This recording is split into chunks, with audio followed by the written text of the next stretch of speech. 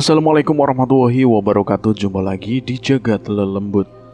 Tentunya masih bersama saya Bobby yang akan menceritakan sebuah kisah mistis. Apa kabar teman-teman semua? Semoga kalian sehat selalu, panjang umur, bahagia selalu, dan sukses selalu. Dan buat teman-teman yang baru bergabung di channel ini, silahkan klik tombol subscribe dan tombol loncengnya agar kalian tidak ketinggalan cerita terbaru dari kami. Oke, kita langsung saja menuju ke ceritanya.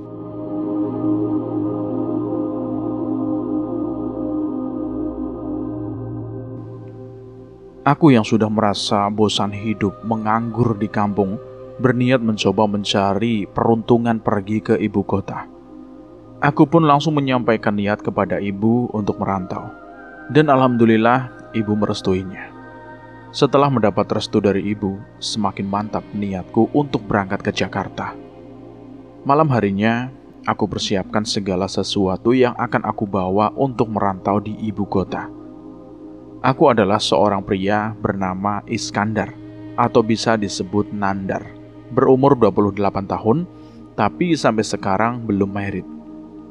Sempat sedikit ada rasa malu pada diri sendiri, karena teman seumuranku rata-rata sudah married dan memiliki anak 1, bahkan ada yang sudah 3. Aku yang notabene hanya lulusan sekolah menengah kejuruan bagian akuntansi, berharap mendapatkan pekerjaan sesuai dengan bidang keahlianku. Keesokan harinya, aku berangkat dengan menggunakan sisa tabunganku sebagai ongkos, sekaligus untuk menyewa kos di ibu kota. Assalamualaikum, Bu. Ucap salamku sambil mencium tangan ibu. Waalaikumsalam. Kamu hati-hati di jalan ya. Jangan pernah tinggalkan sholat 5 waktu. Dan kalau kamu sudah nyampe Jakarta, jangan lupa kabari ibu ya. Iya, Bu. Pasti aku akan mengabari ibu. Singkat cerita, aku tiba di ibu kota. Betapa canggungnya aku saat tiba pertama kali di ibu kota metropolitan. Aku putuskan mampir ke warung pinggir jalan, sekedar untuk membeli rokok, roti, dan air mineral. Sekalian bertanya letak rumah kos yang biaya sewanya itu murah. Setelah membayar, kulangkahkan kaki kembali menuju rumah kos yang pemilik warung tadi sebutkan. Akhirnya aku tiba tepat di depan rumah kos yang dimaksud. Aku edarkan pandangan ke sekitar rumah kos itu. Nampak tertanam beraneka ragam tumbuhan dan bunga. Aku berpikir bahwa pemilik kos mempunyai hobi berkebun. Tidak beberapa lama datang seorang wanita berumur sekitar 40 tahunan, tapi masih terlihat cantik dan seksi, menghampiri dan menanyakan tujuan kedatanganku. Permisi, Bu. Apakah benar ini rumah kos? Jangan panggil saya ibu Panggil aja Tante Mary. Masih muda dan seksi gini, masa udah dipanggil ibu? Iya benar, ini rumah kos milik saya. Ada yang bisa saya bantu, Mas? Tante, saya dari kampung, sedang mencari kos untuk saya tinggal. Apakah masih ada kamar yang kosong, Tante? Nah, gitu dong. Panggil saya Tante, jangan ibu ya. Kebetulan masih ada 1 kamar yang kosong, Mas. Jawabnya sambil mengedipkan mata. Alhamdulillah, berarti rezeki saya, Tante. Setelah berbicara dengan Tante Mary yang sedikit genit mengenai biaya sewa kos dan aturan yang berlaku di kos tersebut, aku pun langsung membayar uang sewa kos. Tante Mary langsung menyerahkan kunci kamar yang masih kosong kepadaku. Setelah menerima kunci, aku langsung menuju kamar yang dimaksud, kemudian merebahkan badanku yang terasa capek karena perjalanan dari kampung menuju Jakarta. Keesokan paginya, aku berkenalan dan ramah-ramah dengan penghuni kos yang lain. Rata-rata semua penghuni kos di sini adalah anak kuliahan, meskipun ada juga yang sudah bekerja. Mas, penghuni kos baru ya? Sapa salah satu penghuni kos terlihat rapi mengenakan seragam motor berlambang 3 garpu tala. Iya, Mas. Perkenalkan, nama saya Iskandar. Mas bisa panggil saya Nandar. Oh iya, Mas. Nama saya Febrianto. Mas bisa panggil saya Anto. Obrolan kami pun berlanjut. Ternyata Anto juga orang perantauan dan masih seumuran denganku. Hanya terpaut 1 tahun lebih tua dia. Pucuk dicinta ulang pun tiba. Rezeki memang tidak kemana-mana. Dia menawarkan pekerjaan kepadaku menjadi seorang sales motor. Kebetulan dia sedang membutuhkan orang untuk menggantikan anggota timnya yang resign. Aku langsung menerima tawarannya, karena tujuan utamaku datang ke Jakarta adalah untuk mencari pekerjaan. Setelah selesai mengobrol denganku, Anto langsung berangkat kerja dengan menggunakan motor NMAX. Aku yang belum memiliki pekerjaan, otomatis hanya terdiam diri di dalam kamar kos dan mengunci pintu. Tidak berapa lama, aku mendengar suara ketukan pintu dari kamar. Setelah aku buka, ternyata Tante Mary membawakan aku sarapan. Aku langsung menerimanya dan mengucapkan terima kasih. Beliau hanya tersenyum, lalu mulai mengobrol dan sedikit curhat denganku. Setelah selesai mengobrol, dia berpamitan untuk menyiram bunga. Dari obrolan kami, dapat aku simpulkan bahwa Tante Mary termasuk istri yang kesepian karena suaminya bekerja di bagian pelayaran. Otomatis jarang pulang dan merasa kesepian. Tapi aku tidak berpikiran negatif tentang dia. Karena bagaimanapun, Tante Mary adalah pemilik rumah kos ini dan otomatis aku harus menghormatinya. Keesokan harinya, aku berangkat bersama Anto menuju tempat kerjanya untuk meeting all staff. Sekalian untuk memperkenalkan diriku pada seluruh staff leader. Aku pun berkenalan dan masuk tim Anto. Setelah meeting all staff selesai, aku langsung melakukan meeting khusus timku. Aku tergabung tim Anto yang beranggotakan Denis, Rifki, Yanto, aku dan juga Anto sebagai leader. Aku memperkenalkan diri pada tim. Meeting khusus timku selesai. Anto langsung mengajak tim ke sebuah warung dekat dealer untuk sekedar ngopi dan merokok. Alhamdulillah, akhirnya sekarang saya sudah mendapat pekerjaan. Terima kasih ya Pak Anto. Jangan panggil gue bapak lah. Kita kan seumuran. Justru gue yang harus berterima kasih sama lu, bro. Berkat lo gabung di tim gue, akhirnya sekarang tim gue jadi lengkap lagi. Semoga lo betah ya, bro, berada dalam tim gue. Jawab Anto sambil menepuk pundakku. Aku langsung mengabari ibu di kampung bahwa sekarang aku sudah mendapatkan kerjaan di Jakarta. Ibu yang mendapat kabar baikku merasa senang dan selalu berpesan kepadaku untuk selalu bisa jaga diri. Hari berganti minggu, minggu pun berganti bulan. Tak terasa aku sudah bekerja di dealer tersebut selama 3 bulan. Sejak bergabungnya aku dalam tim, penjualan motor meningkat pesat. Itu dikarenakan aku pandai dalam hal merayu para calon customer untuk membeli motor pada dealer kami. Memang gaji seorang sales motor tidak seberapa, tapi lumayan cukup besar uang yang didapat dari tiap unit yang berhasil terjual. Apalagi ditambah dengan uang intensif. Aku yang bisa menabung, membayar sewa kos dan juga bisa mengirimkan uang untuk keluargaku di kampung. Dirasa sudah mempunyai pekerjaan tetap, aku mencoba memulai mendekati seseorang wanita rekan kerjaku, Anissa Rahmawati, atau biasa dipanggil Ica. Dia adalah gadis yang sedang aku taksir, seorang admin dalam tempat kerjaku. Semua tentang diskon dan harga motor jadi bidang pekerjaan dia. Memiliki mata yang indah seperti bola pingpong, rambut hitam yang lurus berkilau, dan juga senyuman yang manis seperti madu. Sungguh wanita yang sempurna bagi setiap lelaki termasuk aku. Berkat penjualan motor yang melebihi target, seluruh staf diminta Pak Andi selaku kepala cabang untuk menghadiri meeting all staff. Setelah semua karyawan telah berkumpul di ruang meeting, Pak Andi membuka meeting dengan wajah penuh keceriaan. Sedikit membahas tentang keberhasilan penjualan motor. Kemudian dilanjut dengan rencana liburan. Kami yang hadir diminta memberikan pendapat untuk menentukan lokasi liburan. Musyawarah mufakat.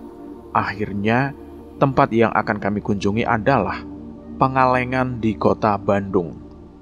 Luapan rasa senang langsung terpancar dari seluruh staf tanpa terkecuali oleh diriku. Karena bisa menikmati liburan dari rutinitas kerja sehari-hari. Meeting all staff pun selesai. Seluruh staf meninggalkan ruangan meeting satu persatu untuk segera pulang. Kecuali Ica yang masih sibuk merapikan berkas dokumen sisa meeting tersebut. Aku yang tidak tega melihatnya, kemudian menghampirinya. Kamu kelihatan sibuk banget, Ca. Ada yang bisa saya bantu? Gak perlu, Mas. Aku bisa sendiri. Jawabannya ketus. Sontak aku kaget mendengar dia berkata seperti itu. Tidak menyangka bisa keluar dari mulut si Ica. Wanita yang bisa dibilang sempurna di mataku, ternyata bisa bersikap seperti itu. Tidak seberapa lama datang Tomo. Seorang office boy memasuki ruang meeting, membantu Ica dan merapikan kursi. Tomo pun kena imbas kemarahan Ica yang tidak becus membantu merapikan berkas meeting. Aku yang melihat kelakuan Ica hanya bisa menggelengkan kepala, kemudian pergi berlalu menuju pantry untuk sekedar mengambil minum. Ruangan pantry berdekatan dengan tempat menyimpan motor, hanya berjarak 5 meter. Sedangkan jarak ruang meeting dengan pantry sekitar 30 meter. Ku bakar sebatang rokok masih dalam pantry. Samar tercium oleh hidungku semerbak bunga melati. Aku tidak menghiraukannya. Tak lama kemudian, terdengar suara seperti benda jatuh dari arah tempat penyimpanan motor. Aku terperanjat kaget, lalu keluar dari pantry dengan rokok yang membara berselip di antara kedua jariku. Untuk menghilangkan rasa penasaranku, aku edarkan pandanganku ke arah sumber bunyi tadi, namun hasilnya nihil. Tiba-tiba, aku merasakan hawa dingin di belakang tengkuk leherku.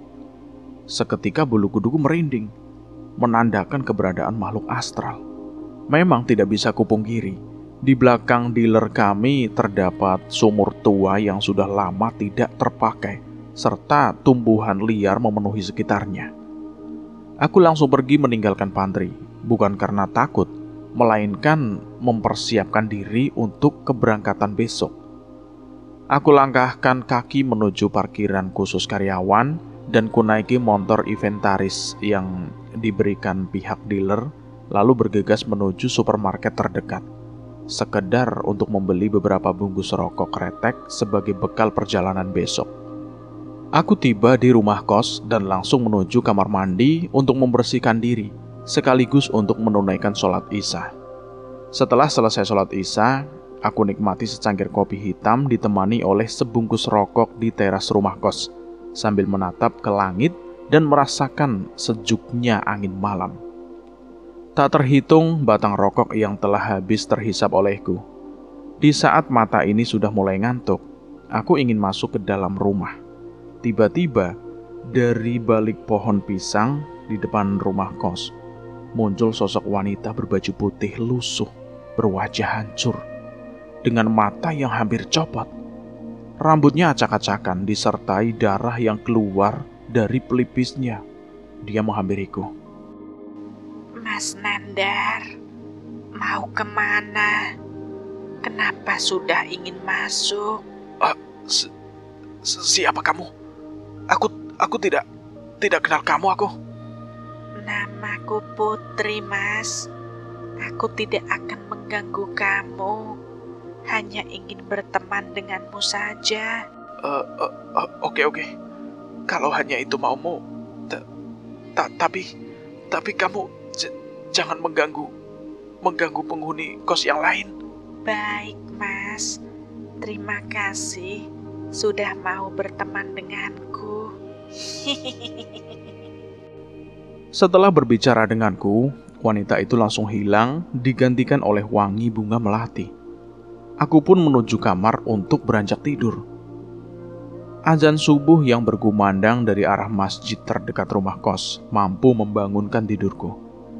Aku bangkit dari tidur, lalu berwudu, kemudian menunaikan sholat subuh.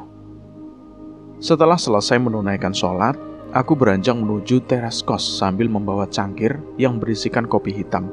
Kemudian membakar rokok sambil aku pandangi kembali pohon pisang itu. Benar saja. Dari sebalik pohon pisang nampak sosok wanita seperti yang semalam aku lihat. Dia tersenyum padaku. Terdengar suara pintu kamar. Anto membuka. Lalu Anto menghampiriku yang sedang duduk menikmati kopi. Baru bangun bro? Iya, baru bangun gue. Terima kasih ya bro. Jawabnya sambil mengambil sebatang rokok kemudian membakarnya. Kami pun melakukan obrolan ringan ditemani rokok dan kopi. Tidak seberapa lama keluar Tante Mary menyirami tanaman sambil menyapa kami berdua yang sedang asik mengobrol. Kami berangkat malam hari dengan menggunakan bus yang berkapasitas 60 orang. Timku sengaja memilih tempat duduk di paling belakang dan aku sendiri memilih tempat duduk menghadap ke jendela. Sebelum memulai perjalanan, di dalam bus, Pak Andi mengabsen semua staf. Dikhawatirkan masih ada yang belum datang. Setelah selesai mengabsen, dilanjutkan dengan membaca doa menurut kepercayaan kami masing-masing. Doa selesai. Mang Dadang langsung memulai perjalanan dan Kang Asep langsung memutar lagu-lagu Sunda karena sopir dan kernetnya adalah asli orang Sunda. Angin malam yang berhembus mampu menembus tulang rusukku disertai alunan musik Sunda membuat mata ini sedikit terlelap. Semua penumpang terlelap kecuali Pak Andi yang sedari awal perjalanan itu asik mengobrol dengan Kang Asep. Ica, sejak pertama kali aku melihatmu, aku sangat berharap aku bisa memilikimu. Apakah kamu bersedia untuk mengisi hari-hariku dengan cinta kita berdua? Iya, Mas Nandar. Aku mau. Terima kasih, bijaksana Ica. Aku berjanji, aku selalu menemani langkahmu dalam setiap hela nafasmu. Terima kasih, Mas. Aku sayang kamu, Ica. Aku teriak saking senangnya. Bus yang kami naiki memasuki rest area. Seketika, Dennis membangunkanku yang sedang tidur lelap. Bangun bro, mimpi terus lo bisanya. Ayo kita turun dulu, bus sudah masuk rest area nih. Seru Dennis membangunkanku. Ganggu aja lu bro, gue lagi mimpi indah sama Ica, malah dibangunin lu. Jangan kebanyakan mimpi bro, bilang langsung aja sama orangnya. Dia duduk di depan sana, sama Nova itu, lihat. Ucap Dennis sambil menunjuk tempat duduk Ica. Mata ini mencoba melihat, tapi dia memalingkan wajahnya dariku. Seketika semua karyawan menuruni bus. Aku bersama tim mencari spot yang bagus, sekedar untuk berfoto dan merokok. Kurang lebih 1 jam kami semua beristirahat. Kacap menyuruh semua karyawan untuk menaiki bus lagi. Perjalanan kami lanjutkan kembali. Musik sengaja tidak dinyalakan oleh sopir, sehingga tim kami yang mengisi kesunyian malam dengan bermain gitar diiringi oleh nyanyian. Dennis yang bermain gitar, sementara aku bernyanyi dan teman-teman mengikutinya dengan bertepuk tangan. Jalan yang menanjak dan berkelok seperti ular, ditambah kabut putih menutupi laju bus kami. Aku edarkan pandangan keluar melalui jendela. Nampak sosok wanita, sama seperti yang aku lihat sewaktu tadi pagi muncul dari balik pepohonan besar. Dia melambaikan tangan ke arahku. Kenapa lo ngikutin gue terus Putri? Sampai sebegitunya lo ingin selalu bersama gue? Aku bergumam dalam hati. Singkat cerita, kami tiba di lokasi yang dituju pada pagi hari. Bus langsung menuju tempat parkiran. Satu persatu dari kami menuruni bus. Setelah turun dari bus, semua staf diminta oleh Pak Andi untuk berkumpul di sebuah saung yang cukup besar untuk sarapan pagi. Setelah sarapan pagi selesai, kami diberikan waktu bebas sekitar 1 jam oleh Pak Andi. Kesempatan ini langsung dimanfaatkan oleh seluruh staf mencari spot yang bagus untuk bersuah foto. Tepat pukul 10 pagi kami semua berkumpul kembali di tempat yang telah ditentukan. Semua karyawan telah berkumpul. Kami semua melakukan olahraga pagi, sekedar untuk melemaskan otot-otot kaki dan tangan. Setelah berolahraga, kami mengikuti beberapa game yang telah dibuat oleh panitia setempat. Terdengar suara adzan berkumandang pukul 12 siang. kami semua dipersilahkan untuk melaksanakan sholat duhur dan meminta kembali berkumpul pada pukul 1 siang. Jam 1 siang, kami berkumpul kembali untuk makan siang dan kembali melakukan acara puncak, yaitu arum jeram pukul 2 siang. Setiap tim berisikan 6 orang, termasuk 1 orang pemandu. Aku tergabung bersama timku sendiri, ditambah Kang Yusuf sebagai pemandunya. Sedangkan Ica bergabung bersama tim admin, ditambah Kang Ari sebagai pemandunya. Ketua pemandu melakukan briefing diikuti oleh kami semua dan menjelaskan tentang tata cara melakukan kegiatan arum jeram. Kami semua fokus mendengarkan arahan yang diberikan. Setelah selesai briefing, kami mengenakan baju pelampung dan helm sebagai pengaman, kemudian langsung menuju perahu karet yang sudah ada di danau. Sebelum sampai ke lokasi arum jeram, kita harus menyeberangi danau terlebih dahulu dengan menggunakan perahu karet dan dayung sebagai pengayuhnya.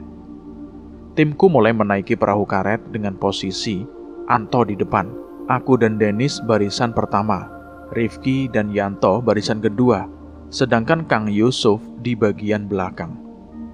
Kang Yusuf memerintahkan tim untuk berdoa terlebih dahulu. Kami semua mengikutinya demi keselamatan bersama. Setelah berdoa, kami mulai menggayuh perahu tersebut dengan penuh semangat dan rasa sukacita. Jarak perahu timku dengan tim Ica hanya perpaut sekitar 10 meter, sehingga aku dapat menikmati senyum manis Ica walaupun dari kejauhan. Baru menggayuh setengah perjalanan menyeberangi danau tersebut, tiba-tiba Ica terjebur ke danau. Timnya begitu kepanikan karena tidak ada yang bisa berenang. Tanpa pikir panjang, aku langsung menjeburkan diri, menyelamatkan Ica yang tidak bisa berenang itu. Dengan susah payah, aku berhasil menyelamatkan Ica dan segera membawanya ke tepian dengan bantuan Kang Ari. Sesampainya di darat, aku, Kang Ari, kebingungan karena kondisi Ica tidak sadarkan diri. Mungkin terlalu banyak minum air danau. Saking khawatirnya dengan kondisinya, langsung aku tekan tubuhnya dengan tangan, dengan harapan bisa mengeluarkan air dalam tubuh Ica, kemudian memberikan nafas buatan. Setelah berhasil memberikan nafas buatan, perlahan Ica membuka matanya sambil sedikit memuntahkan sisa air dari mulutnya, kemudian menampar dan mencaci maki diriku. Apa yang sudah kamu perbuat sama aku? Kamu coba cari kesempatan. Dasar cowok mesum. Ucapnya sambil melayangkan tamparan tepat di wajahku. Plak! Bukannya ngucapin terima kasih, tapi malah nampar. Salahku apa sih sama kamu, Cak? Tanyaku sambil memegangi wajahku. Kang Ari yang menyaksikan kejadian tersebut hanya bisa tersenyum dan menggelengkan kepala sambil menasehati Ica. Aku menjauhi mereka untuk menunggu kedatangan perahu timku. Tak berapa lama, Ica bangkit, kemudian berlari ke arahku dan memelukku dari belakang. Maafkan sikapku yang tadi ya Mas Nandar. Terima kasih sudah menyelamatkan aku. Udah, kamu jangan nangis lagi, Cak. Aku bisa ngerti kok. Aku sudah maafin kamu kok sebelum kamu minta maaf. Ica semakin erat memeluk tubuhku. Tiba-tiba bibirnya memanggut bibirku, sehingga bibir kami pun saling terpagut. Kang Ari tertawa menyaksikannya, dan meledek kami dengan bahasa Sunda yang artinya, Dasar anak muda zaman sekarang, tadi cowoknya digampar, sekarang malah ciuman. Aku dan Ica yang masih berpelukan hanya bisa tertawa mendengarkan celetukan dari Kang Ari. Tak berapa lama datang perahu karet tim dari admin, diikuti oleh timku dan tim yang lainnya, menghampiri kami yang sedang berpelukan dan menanyakan kondisi Ica. Duh, enak banget kalian pelukan kayak gitu. Bikin baper tau. Celetuk Nova, rekan admin Ica. Apaan sih kamu, Fa? Aku cuma pelukan aja kok. Gimana kondisi kamu, Cak? Alhamdulillah, baik-baik saja, Fa. Tadi Mas Nandar nolongin aku. Sudah kewajibanku, Cak, menolong orang yang membutuhkan pertolongan. Kami semua langsung melanjutkan ke lokasi arum jeram yang sesungguhnya. Aku kembali bergabung bersama timku. Begitupun Ica yang terlihat ingin kembali pada timnya. Sebelum Ica kembali pada timnya, kembali dia mendekatiku, lalu memberikan sedikit tanda bibir di pipiku, dan melempar senyum hangat padaku. Rute Arum Jeram lumayan cukup jauh, yaitu 5 km. Derasnya aliran sungai ditambah bebatuan yang cukup curam, membuat medan area semakin ekstrim dan sangat memacu adrenalin. Singkat cerita, kami semua tiba di ujung rute Arum Jeram. Kami langsung menaiki bukit melewati jalan yang cukup licin karena terguyur air hujan. Setelah sampai di atas, kami melihat banyak mobil khusus untuk menjemput peserta yang mengikuti Arum Jeram, dan kami pun langsung menaikinya. Mobil berjalan di tengah guyuran hujan melintasi jalanan tanah yang licin dan bebatuan, menikmati nyanyian hujan dan suguhan pemandangan perkebunan teh milik penduduk yang sangat memanjakan diri. Tanpa terasa, mobil yang kami tumpangi sudah sampai di tempat awal kita berkumpul. Kami langsung turun dan segera menuju bus untuk mengambil pakaian ganti. Kami langsung mengganti pakaian di toilet dan berkumpul kembali untuk persiapan pulang. Sebelum berangkat pulang, kami semua berpamitan dan mengucapkan terima kasih pada pihak panitia tempat liburan tersebut. Bus kami beranjak meninggalkan Pengalengan pada sore hari dengan formasi tetap. Mang Dadang sebagai sopir dan Kang Asep sebagai kernetnya. Pak Andi kembali mengabsen semua karyawan. Dilanjutkan dengan berdoa. Kembali perjalanan kami melintasi jalur berliku seperti ular disertai kabut putih yang melintas. Setelah berhasil melewati jalan yang berkelok-kelok, tidak berapa lama Mang Dadang memarkirkan bus ke pusat belanja oleh-oleh di kota Bandung. Setelah selesai membeli oleh-oleh, bus kami kembali melanjutkan perjalanan pulang. Semua karyawan yang sudah kelelahan hanya bisa tertidur pulas di dalam bus. Singkat cerita, bus kami tiba di dealer pukul 23.45. Semua karyawan mengambil barang-barang bawaannya di dalam bagasi bus. Setelah semua orang sudah tidak ada di dalam bus, kami mengucapkan terima kasih pada sopir dan keneknya. Aku bersama Anto beristirahat sejenak sambil membakar rokok dan sedikit mengobrol. Setelah selesai mengobrol, kami berdua menuju parkiran karyawan. Anto menggunakan motor NMAX, sementara aku menggunakan motor X-Street. Sebelum beranjak pulang, aku dan Anto berpamitan pada Kacap dan seluruh karyawan. Kami berdua tancap gas meninggalkan dealer untuk kembali ke rumah kos. Mata ini terbuka, dikala merasakan sinar matahari pagi yang tembus melalui jendela kamar menyinari tubuhku. Aku langsung beranjak dari tempat tidur dan menuju kamar mandi. Setelah mandi, aku langsung kenakan seragam warna biru berlambang 3 garpu tala, menyisir rambut dan tak lupa menyemprotkan parfum, lalu keluar kamar untuk berangkat kerja. Anto yang sedang menikmati kopi dan rokok di teras rumah kos menertawai penampilanku ini. Haha, mau kemana lo bro? Udah rapi kayak gitu. Ya mau berangkat kerja lah. Lu gak berangkat emangnya? Sekarang itu hari libur bro, dealer tutup. Udah, sini lo temenin gue ngopi sambil lihatin Tante Mary lagi nyiramin bunga tuh. Seksi banget ya bro dia. Iya bro, bener Tante Mary seksi juga ya. Padahal umur dia udah 40 tahunan loh. Aku dan Anto menikmati hari libur dengan bersantai-santai di rumah sambil ditemani rokok dan kopi. Tak berapa lama terdengar bunyi dering handphoneku. Terlihat pada layar handphone, ternyata yang manggil dari Ica. Aku langsung mengangkat panggilan itu. Assalamualaikum. Selamat pagi Mas Nandar. Hari ini kamu sibuk nggak? Waalaikumsalam. Selamat pagi juga sayang. Hari ini gak sibuk kok. Sekarang aja aku lagi ngopi sama Anto. Hus, kenapa manggilnya sayang? Kalau nggak sibuk nanti sore temenin aku ke GBK ya Mas. Nonton pertandingan Persija. Kamu tahu kenapa aku manggil sayang? Karena aku sayang kamu. Ya udah deh, oke. Kalau begitu nanti sore aku ke rumah kamu ya. Mas Nandar, kamu ini nakal. Aku bukan pacar kamu, Mas.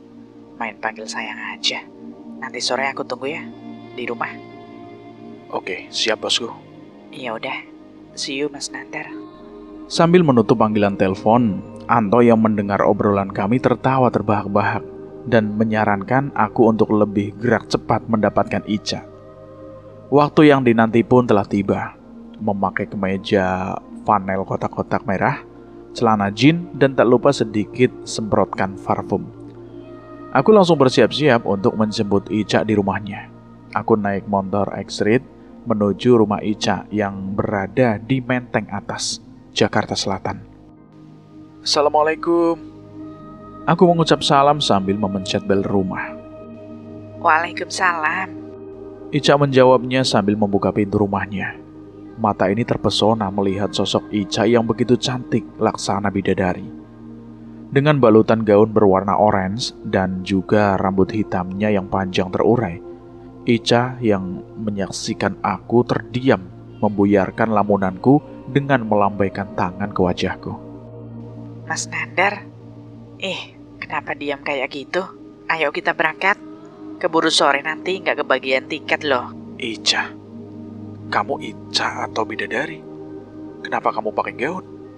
Emangnya kita mau pergi kondangan, Ca? Ya aku dong Mas. Tapi cantik kan? Banget, Ca. Aku menjawabnya singkat. Kami pun berangkat menuju Gelora Bung Karno dengan menaiki motor. Ica memelukku dengan sangat erat, melewati jalur pasar rumput menuju Dukuh Atas, kemudian sampailah di GBK.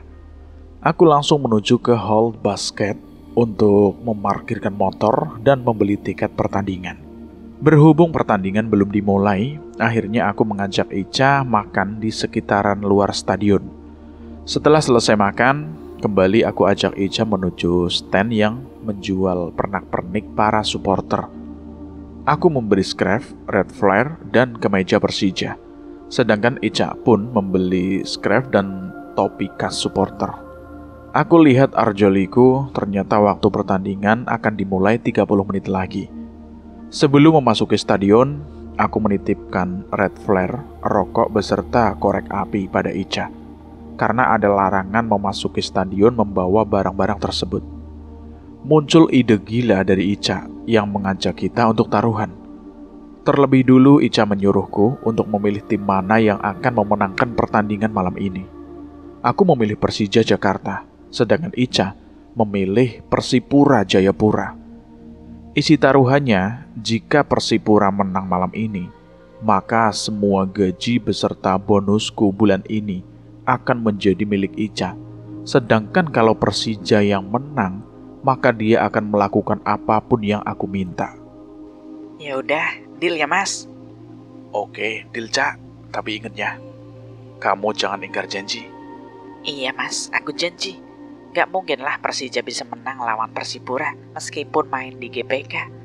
Dari track rekor pertemuan aja, Persija jarang menang lawan Persipura, baik kandang maupun tandang. Bola itu bundar, Ca. Apapun bisa terjadi pada sebuah pertandingan. Setelah menitipkannya pada Ica, kami ikut berbaris bersama para Jackmania supporter Persija. Tepat di gerbang pintu masuk stadion, benar saja, semua para supporter pria diperiksa barang bawaannya oleh petugas, kecuali para supporter wanita yang langsung diizinkan masuk. Singkat cerita, kami telah berada di dalam tribun sektor 5, sektornya para ultras. Pertandingan pun dimulai. Terlihat semua para pemain dari kedua tim memasuki lapangan, diikuti oleh para wasit dan hakim garisnya. Para Jackmania tidak henti-hentinya bernyanyi, berteriak, menabuh alat musik, dan menari mendukung tim kesayangannya yang berlaga. Aku dan Ica hanya bisa fokus menyaksikan jalannya pertandingan. Woi bang, Pok, kalian berdua ngapain diem aja? Ikutan nyanyi dong bareng kita. Oke siap Jack, siap. Ajak seorang Jackmania kepada kami. Pertandingan berjalan sengit. Kedua tim saling jual beli serangan, hingga turun minum. Skor untuk kedua tim masih tetap kacamata. Babak kedua dimulai. Tempo pertandingan semakin meningkat. Striker dari Persija hampir saja menceploskan bola ke gawang Persipura. Namun tendangannya masih bisa dihalau oleh penjaga gawang Persipura. Tepat di menit 75, semua Jackmania bersorak gembira berkat gol yang berhasil dilesatkan oleh pemain Persija bernomor punggung 18, John Thomas Campasol, melalui umpan lambung dari setengah lapangan Sandau kepada Simic. Kemudian Simic menyundul bolanya ke arah Campasol yang berdiri bebas. Dengan tendangan freestyle, John Thomas Campasol berhasil merobek gawang Persipura. Kedudukan sementara 1-0 untuk keunggulan sementara bagi tim Persija Jakarta. Aku yang menyaksikan gol tersebut ikut loncat kegirangan bersama para Jackmania. Sementara ekspresi wajah Ica sedikit cemberut. Kamu masih ingat kan taruhan kita, Cak? Ya iyalah mas, aku inget kok. Pertandingan belum berakhir. Lihat aja nanti, juga Persija bakalan kalah.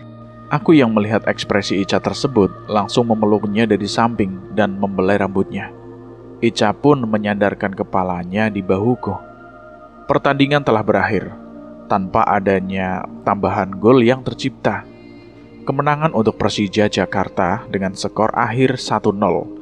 Aku dan para Jackmania langsung menyalakan red flare sebagai ungkapan rasa kebahagiaan. Sungguh, malam yang luar biasa indah yang aku rasakan saat ini. Bisa bersama bidadari di sisiku. Aku bergumam dalam hati. Dan singkat cerita, kami sudah ada di tempat parkiran motor. Aku membayar uang parkir, kemudian tancap gas meninggalkan GBK. Terlihat euforia para Jackmania belum selesai. Di sepanjang jalan, para Jackmania masih menyanyi-nyanyi sambil menabuh alat musik. Kami berdua yang menyaksikannya hanya bisa tersenyum dan meneriakan ucapan selamat atas kemenangan Persija malam ini. Sajete bang! Teriak salah satu Jackmania dari atas Metro Mini sambil menunjukkan jari jempol dan telunjuk. Sajete balik, Jack! Aku berteriak balik menunjukkan jari jempol dan telunjuk. Ica hanya bisa tersenyum sambil tetap memeluk tubuhku dan menyandarkan dagunya di bahuku. Aku pun mempercepat laju motorku. Seketika Ica memeluk tubuhku dengan sangat erat. Tak berapa lama, motor kami tiba di Jatinegara. Aku parkirkan motor di samping gerobak sate Padang, sekedar untuk mengisi perut yang sudah terasa keroncongan. Kami pun makan dengan sangat lahap, mungkin efek dari berteriak sewaktu di dalam stadion. Setelah selesai makan, aku langsung menuju basement hotel yang ada di depan Plaza Jatinegara. Motor telah berhasil diparkirkan. Aku langsung menuju resepsionis dan memesan sebuah kamar hotel untuk 1 malam. Resepsionis menyerahkan kunci kamar. Aku dan Ica menuju kamar yang kami pesan. Setelah dalam kamar hotel, Ica meminta izin kepadaku untuk mandi, sekedar untuk menyegarkan badan. Aku langsung merebahkan tubuh di atas ranjang. Tak berapa lama, muncul Ica dari kamar mandi hanya dengan berbalut handuk putih untuk menutupi tubuhnya. Perlahan dia mendekatiku, mulai memanggut bibirku dan membuka kancing demi kancing kemeja flanelku. Tanpa disadari, tubuh kita berdua tanpa benang sehelai pun dengan penuh gelora. Aku mulai mencumbui inci demi inci tubuh Ica, dan akhirnya kita berdua melakukan hubungan layaknya suami istri.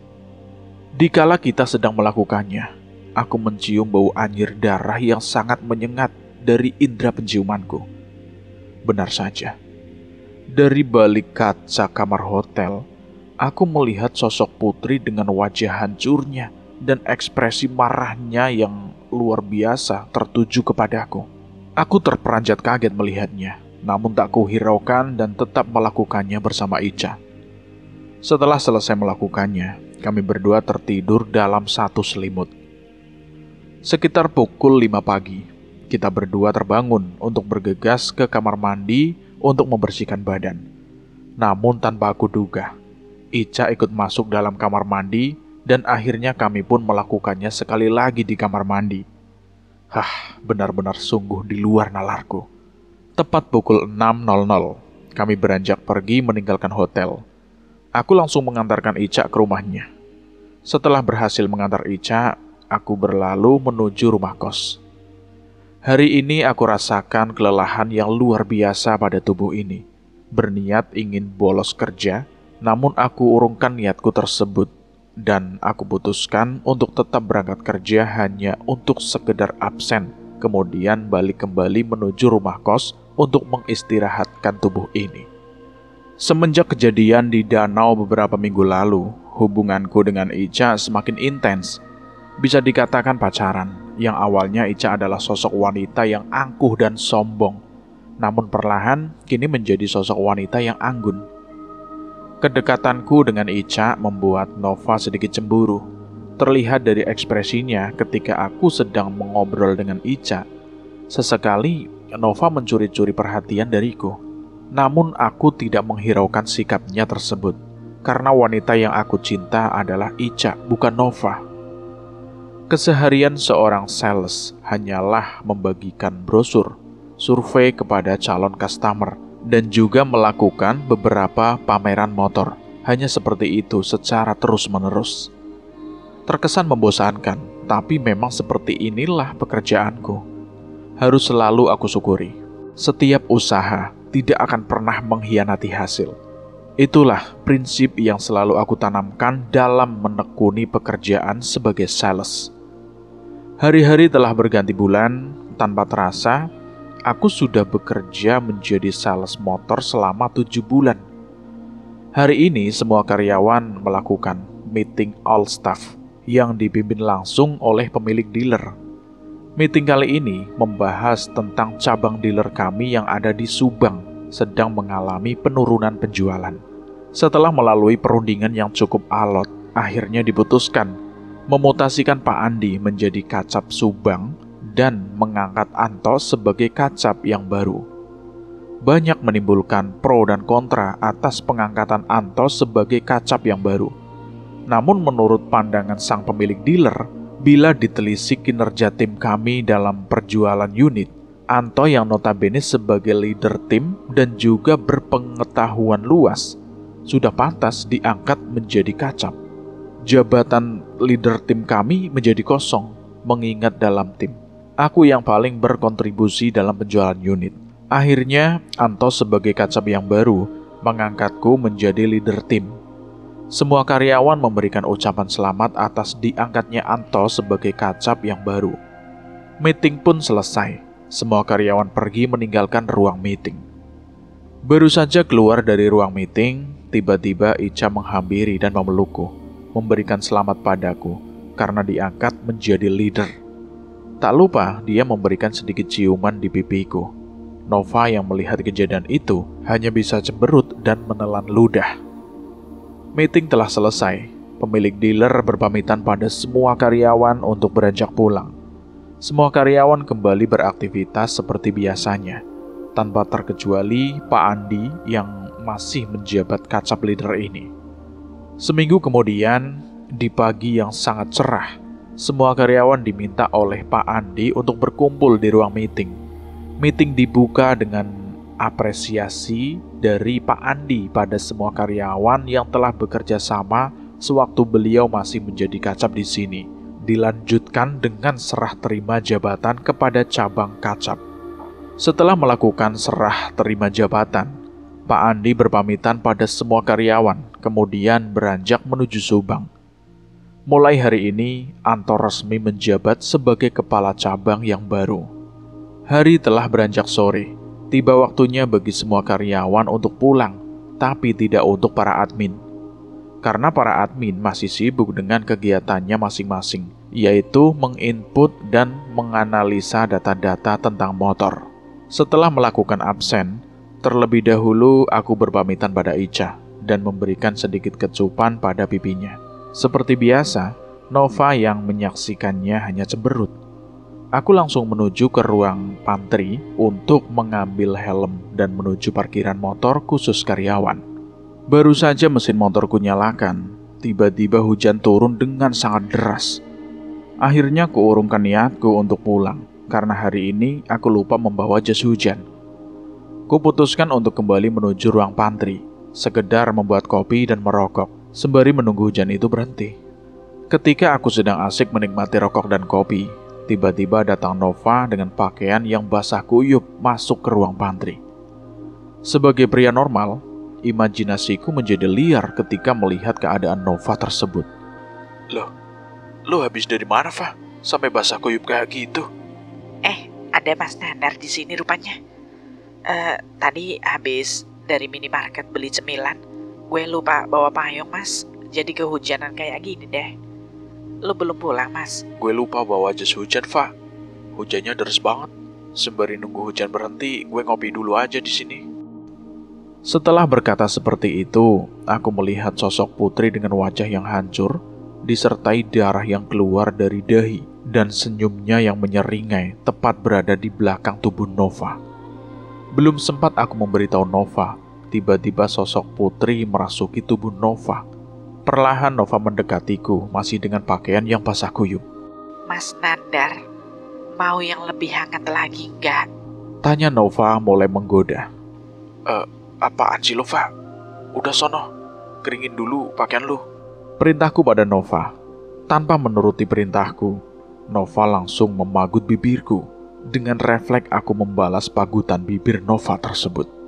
Masih dalam keadaan bibir kami saling terpagut, Nova mulai menanggalkan pakaiannya. Diikuti juga oleh diriku, karena guyuran hujan yang tak kunjung henti, ditambah cuaca yang cukup dingin. Kami berdua terlarut dalam suasana dan melakukannya. Selesai melakukannya, kami berdua tertidur tanpa mengenakan apapun. Mataku terbangun ketika mendengar suara langkah sepatu wanita berjalan menuju ruang pantry. Benar saja, ternyata wanita itu adalah Ica. Seketika dia terperanjat kaget menyaksikan keadaanku dan Nova tanpa sehelai benang pun. Apa yang sudah kalian lakukan? Aku benar-benar gak nyangka, Mas. Kamu tega sama aku. Tunggu, Cak, tunggu. Aku bisa jelasin ini semua. Dasar orang kampung, kelakuan seperti binatang. Jadi begini cara ibumu mendidik kamu, Mas? Atau mungkin kamu terlahir dari rahim seorang pelacur yang dengan mudahnya mengobral cinta pada siapa saja? Ica memaki-makiku. Mendengar ucapan yang keluar dari mulut Ica membuat aku menaruh dendam yang teramat dalam. Jika hanya menghina diriku, aku bisa menerimanya. Namun lain cerita kalau sudah menyangkut orang tua yang sudah melahirkan dan membesarkan diriku. Aku bertekad dalam hati akan membalas dendam sakit hatiku padanya. Setelah puas mencaci maki diriku, Ica beranjak pergi meninggalkan kami. Aku palingkan wajahku pada Nova. Terlihat ekspresi kebahagiaan dari wajah Nova karena telah berhasil menghancurkan hubunganku dengan Ica. Kemudian kami mengenakan kembali pakaian yang tadi kami pakai. Semua gara-gara lu, Fa. Ica jadi marah banget sama gue. Gak usah munafik lo, Mas. Tadi kita berdua juga sama-sama menikmati kan. Hujannya udah berhenti. Gue mau pulang dulu, Fa. Makasih ya, Mas. Tadi lo benar-benar hebat. Udahlah, gue mau pulang. Takut nanti hujan lagi. I love you, Mas Nandar. Kulangkahkan kaki meninggalkan Nova menuju parkiran motor, menyalakan mesin motor dan beranjak pulang. Setibanya di rumah kos, aku langsung menuju kamar untuk mengistirahatkan tubuh ini di atas kasur yang baru aku beli beberapa minggu yang lalu. Bodoh. Kenapa tadi gue bisa ngelakuin sama Nova? Kalau udah kayak gini, pastinya Ica bakalan benci banget sama gue. Aku berbicara sendiri seperti orang gila. Singkat cerita, hari demi hari, Ica semakin membenciku. Seakan-akan dia tidak ingin bertemu denganku. Kini Ica kembali lagi ke sifat aslinya, yaitu angkuh dan sombong. Aku bisa terima perubahan sikap Ica yang sekarang, tapi aku tidak bisa terima di saat Ica menghina keluargaku. Bahkan sampai merendahkan harga diri ibuku. Ketika rasa bersabar dalam diriku sudah mencapai puncaknya, aku baru teringat pamanku di kampung. Pamanku bukan seorang dukun, tapi beliau mengerti tentang dunia astral. Esok hari aku bulatkan tekad untuk berkunjung ke rumah paman.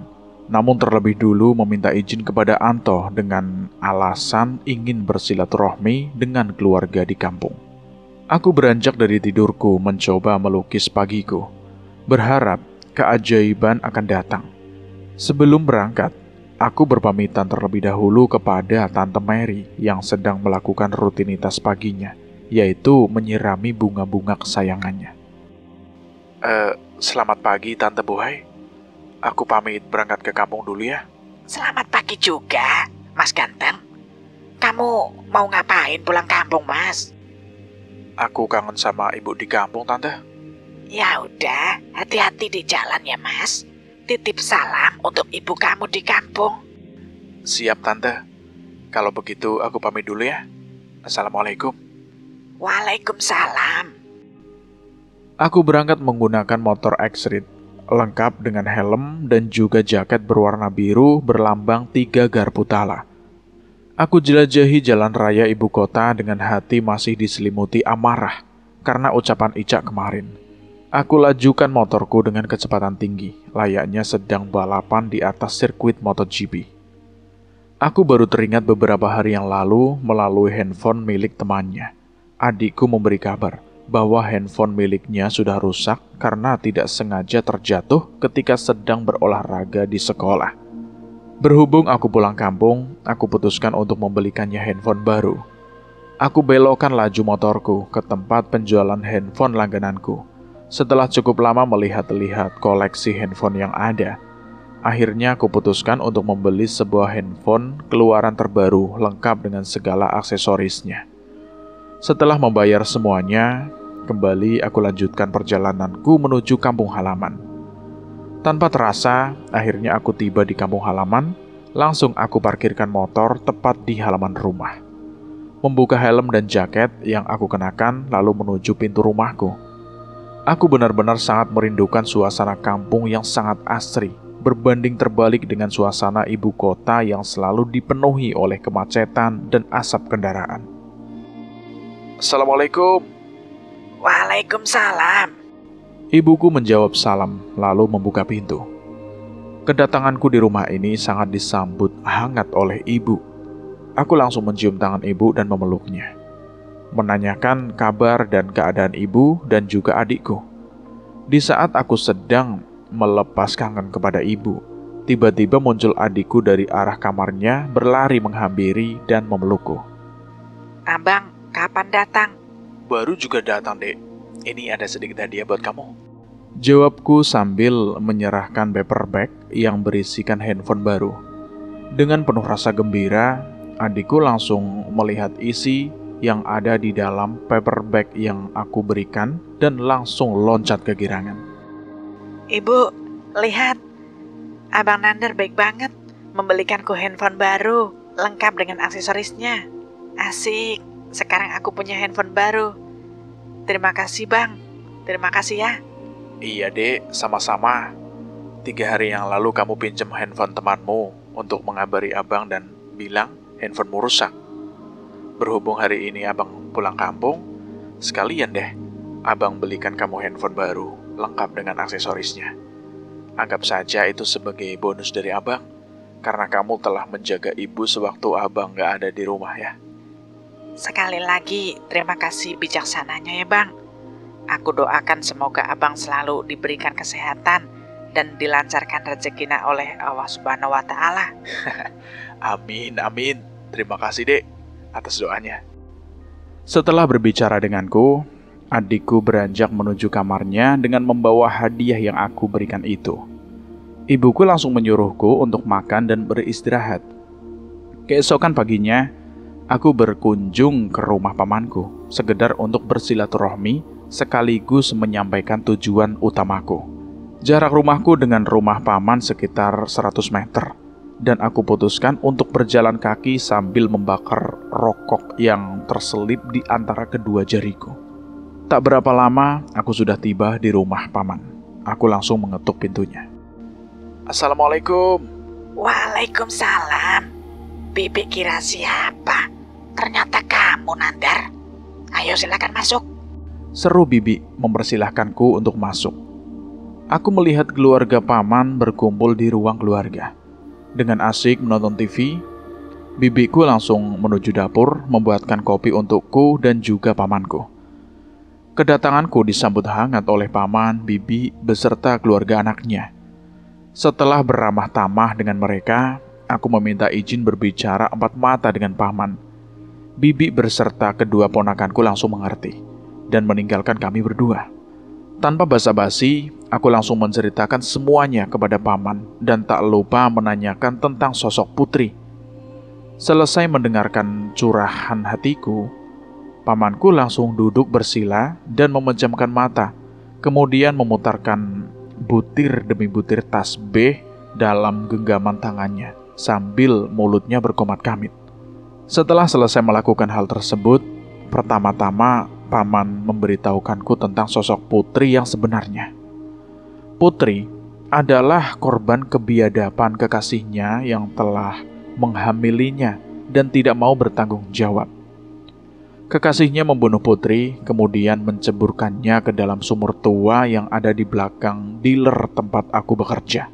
Mengenai Ica, paman menyarankanku untuk tidak membunuhnya, melainkan untuk menyegelnya ke dalam cermin dalam keadaan hidup.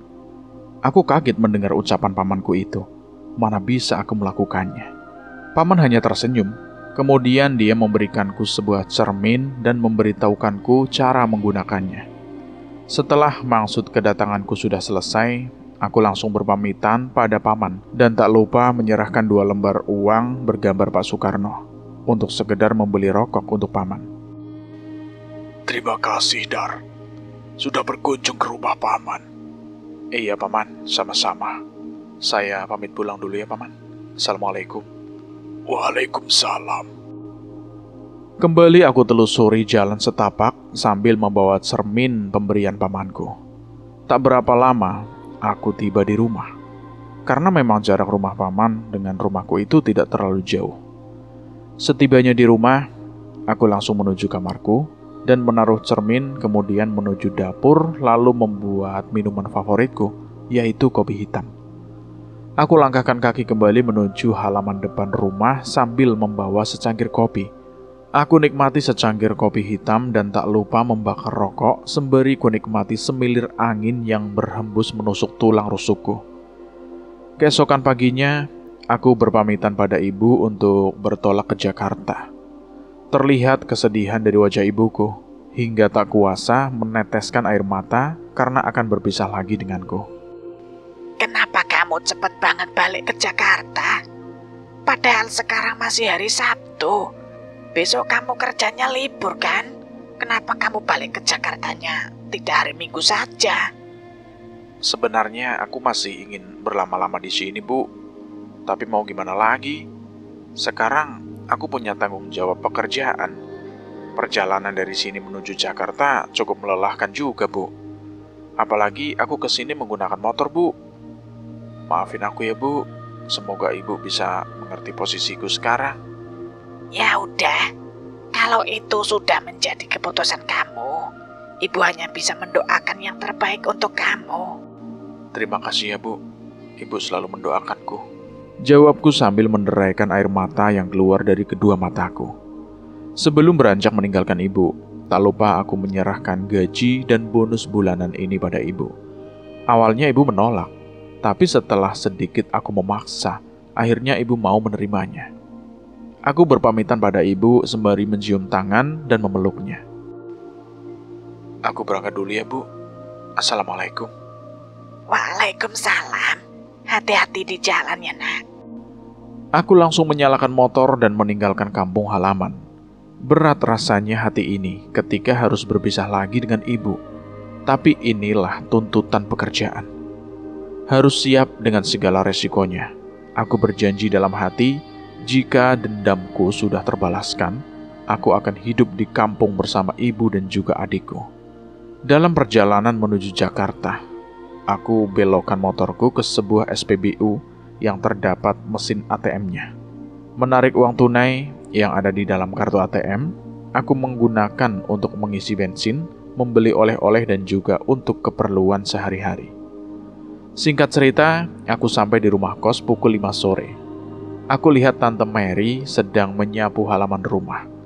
Ketika melihat kedatanganku, Tante Mary berlari dan langsung memeluk tubuhku. Mungkin karena rasa kangen dia akan diriku karena tidak bertemu beberapa hari. Aku langsung menyerahkan paper bag yang berisikan oleh-oleh khas kampungku pada Tante Mary. Kemudian langsung menuju kamarku untuk menaruh cermin pusaka pemberian pamanku. Setelah menaruh cermin, aku menuju kamar mandi untuk menyegarkan diri, kemudian beranjak tidur.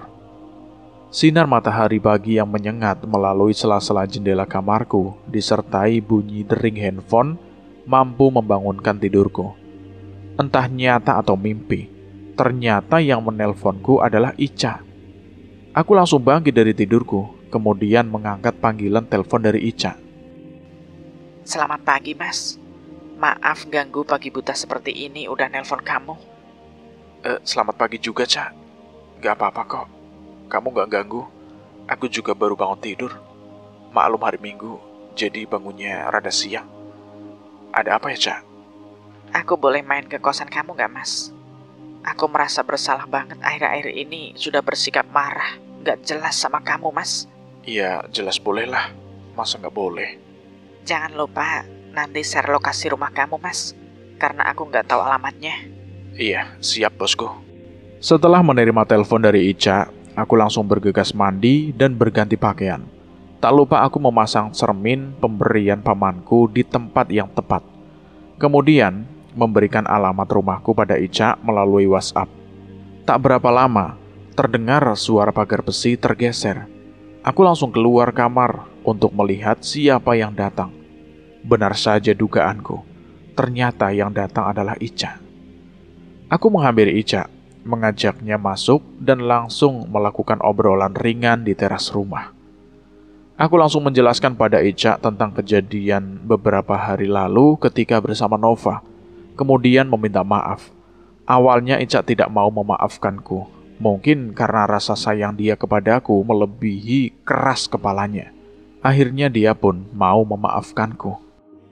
Lama-lama di sini terus bete, Mas. Aku boleh lihat isi kamar kamu nggak? Kamu mau ngapain lihat isi kamar aku? Enggak, aku cuma penasaran aja. Isi kamar bujangan itu seperti apa, Mas? Kamu lupa ya? Sekarang aku sudah nggak bujangan lagi. Kita udah pernah ngelakuinnya. Mas mah masih inget aja. Kalau nggak boleh juga nggak apa-apa kok. Aku nggak maksa. Udah, jangan cemberut terus. Yaudah, ayo kita ke kamar. Aku mengajaknya sambil membelai rambut Ica, menggenggam tangan lembutnya. Akhirnya kami beranjak dari teras rumah menuju kamarku. Dalam hatiku berkata, mungkin inilah saat yang tepat untuk membalas dendam sakit hatiku. Setibanya di kamarku, perhatian Ica langsung tertuju pada cermin pemberian pamanku dan bertanya tentang cermin itu. Aku berusaha meyakinkan Ica bahwa cermin itu adalah cermin biasa seperti cermin yang lainnya.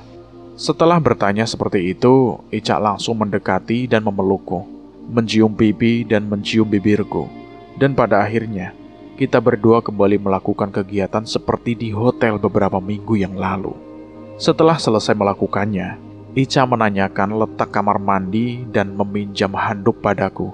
Kemudian beranjak pergi menuju kamar mandi dengan balutan selimut yang dia kenakan. Sementara itu, aku mengenakan kembali semua pakaianku sambil menyalakan sebatang rokok. Tak lama kemudian, Ica kembali ke kamarku, masih dengan balutan handuk yang dia kenakan. Ica langsung bercermin untuk menyisir rambutnya yang basah. Perlahan aku memeluknya dari belakang dan sedikit memberikan kecupan bibir pada lehernya. Kemudian mengucapkan mantra yang aku ajarkan oleh pamanku untuk menyegel diri Ica dalam keadaan hidup-hidup pada sebuah cermin. Ica yang mendengarkan mantra yang sedang aku ucapkan hanya bisa tertawa dan menganggapku sebagai orang gila. Namun aku tidak menghiraukan sikap Ica tersebut dan masih tetap melanjutkan membaca mantra itu. Ketika aku selesai membacakan mantra, efek magisnya langsung terasa. Dalam selang waktu beberapa detik, tubuh Ica langsung terhisap oleh cermin itu, hanya meninggalkan handuk yang tadi dia kenakan. Tidak heran pamanku menamakan cermin tersebut dengan nama cermin kematian. Dari dalam cermin, samar ku dengar teriakan Ica, mengutuk siapa saja wanita yang dikehendakinya akan ikut menemani dirinya dalam dunia cermin. Esok harinya aku berangkat kerja dengan penuh rasa bahagia karena telah berhasil membalaskan rasa sakit hatiku pada Ica. Setibanya aku di tempat kerja, terdengar di telingaku banyak yang menanyakan keberadaan Ica. Namun tidak ada satupun dari mereka yang berani bertanya kepadaku. Karena yang mereka tahu, hubunganku dengan Ica itu sudah lama putus. Tak seperti biasanya, hari ini Ica tidak masuk kerja. Celetuk Nova. Aku yang mendengarnya hanya diam, tanpa menjawabnya. Kembali aku melakukan aktivitas sebagai leader tim dengan mengajak timku untuk melakukan penyebaran brosur di sekitar dealer. Namun, berbanding terbalik dengan para admin yang sangat sibuk dengan membackup semua pekerjaan Ica. Kehilangan sosok Ica tidak membuat Nova merasa sedih. Justru terlihat jelas di matanya, dia merasa senang. Karena dia semakin bebas leluasa mendekatiku. Terbukti, tanpa ada rasa malu, dia memelukku di depan semua karyawan. Awalnya aku merasa risih dengan sikap Nova tersebut. Namun setelah aku berpikir lagi, mungkin inilah momen yang tepat untuk membalas dendam pada Nova.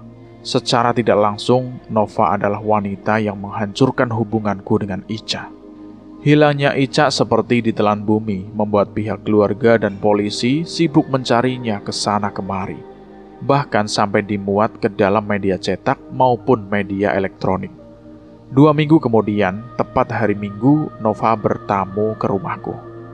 Dia datang dengan pakaian yang lumayan minim, sangat membuat jantung setiap pria itu menjadi dag-digdug.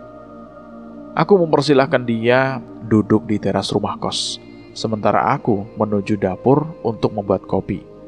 Selesai membuat kopi, kita melakukan obrolan ringan. Entah sengaja atau tidak, ketika Nova ingin meminum kopi yang sudah aku buat, tiba-tiba kopi tersebut tumpah hingga mengenai pakaiannya. Dia pun meminta aku untuk mengantar ke kamar mandi sekaligus meminjam pakaian dan handuk milikku. Mau tidak mau, aku harus mengantarkannya menuju kamar mandi. Meskipun dalam hati ini merasa sangat khawatir akan terbongkarnya rahasia Ica yang terkurung di dalam cermin. Di saat Nova sudah berada di dalam kamar mandi, aku langsung berlari menuju kamarku untuk menyimpan cermin kematian di tempat yang aman. Baru saja aku ingin menyimpan cermin itu, tiba-tiba Nova memasuki kamarku dengan tubuh yang terbalut handuk dan rambutnya yang masih basah. Aku langsung terperanjat kaget akan kehadiran Nova. Lu lagi ngapain? Pegangin cermin sampai kayak gitu, Mas? Ini cuma lagi bersihin aja kok, Fa. Kotor banget, banyak debunya soalnya. Wah, cerminnya cantik banget. Dapat dari mana, Mas? Ini cuma warisan dari paman gue, Fa. Gua pinjem cermin lu sebentar ya, buat ngaca. Jangan, Fa. Jangan. Ini bukan cermin sembarangan. Namun Nova tetap saja memaksa menggunakan cermin tersebut. Kutukan Ica langsung terbukti nyata. Tiba-tiba, aku rasakan ada energi negatif dari dalam cermin itu. Tanpa waktu lama, Nova pun ikut tersegel ke dalam cermin.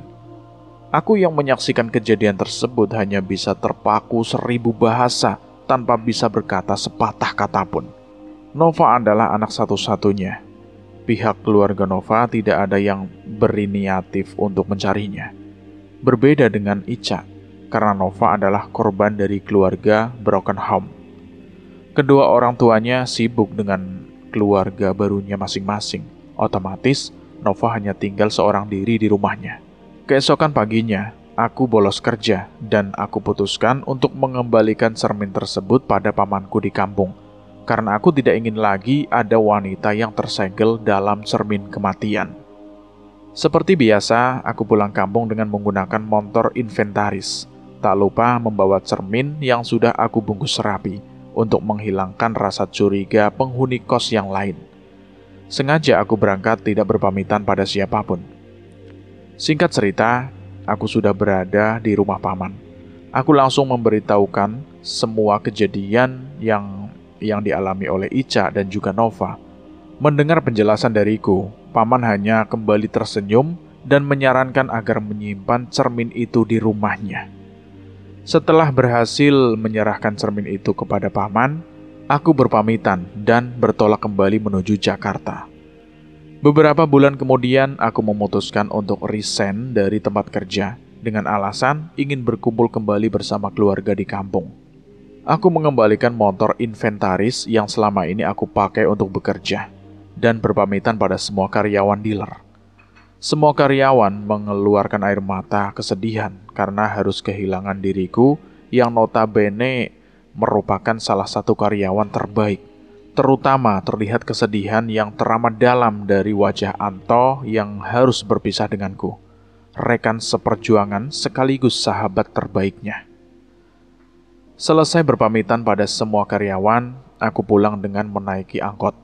Setibanya aku di rumah kos, aku langsung mengemas semua barang-barang milikku dan menyerahkan kunci rumah kos kepada Tante Mary. Kemudian bertolak menuju kampung. Sampai saat ini cermin itu masih tersimpan rapi dalam gudang rumah pamanku. Tak ada satupun orang yang berani melihat cermin tersebut. Cermin kematian adalah cermin kutukan. Menurut saya cerita ini agak janggal dan gimana gitu ya. Tapi bagaimana menurut teman-teman semua? Silahkan tulis di kolom komentar. Terima kasih buat kalian semua yang sudah mendengarkan cerita ini sampai habis. Semoga kalian sehat selalu, panjang umur, bahagia selalu, dan sukses selalu. Dan buat teman-teman yang baru bergabung di channel ini, silahkan klik tombol subscribe dan tombol loncengnya, agar kalian tidak ketinggalan cerita terbaru dari kami. Saya mohon maaf jika ada kesalahan kata, saya pamit undur diri. Wassalamualaikum warahmatullahi wabarakatuh. Jagat lelembut.